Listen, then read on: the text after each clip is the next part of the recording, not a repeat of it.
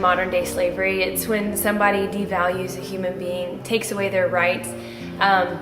It can be with use of force, fraud, or coercion to really exploit that person. The victims can look very different. In Atlanta, a lot of the victims are runaways. They come from a very bad time. Traffickers really look to just prey on where they're really vulnerable, and they exploit them. They can find them on MARTA, they can find them coming off a bus, they can find them just walking from school. Clients can be anybody. They could be, it's sad to say, but they can be a brother, they can be an uncle, they can be somebody that comes from a church, that, whether they're tricked, kidnapped, coerced over here to the United States. A lot of them coming into Atlanta are coming from Mexico, from gang-related activities. And they can service up to 30 to 100 men a night. The highest case I ever heard was 100 men a night, and you can't even process that in your head, because when a girl is raped one time, she's devastated a lot of times for the rest of her life, and counseling, a part of her that's genuine, is stripped from her, and these women are abused so many times over and over again. It's very different than on the domestic side, where girls are running away from something and they get trapped by a pimp, and a pimp will take them in, and they too have a quota. They're generally on the street until they finish that quota. John doesn't pay them. A lot of times they get beat. It's a lot of psychological oppression. And the case that really bothered me just probably a year ago was the girl that was trapped in the dog cage.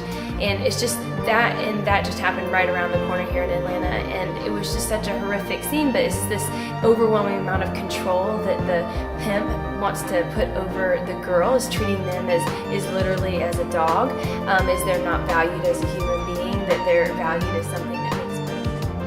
Prostitute, someone who's been prostituted on the street is generally, they say, like 7 years because of drugs, alcohol abuse, AIDS.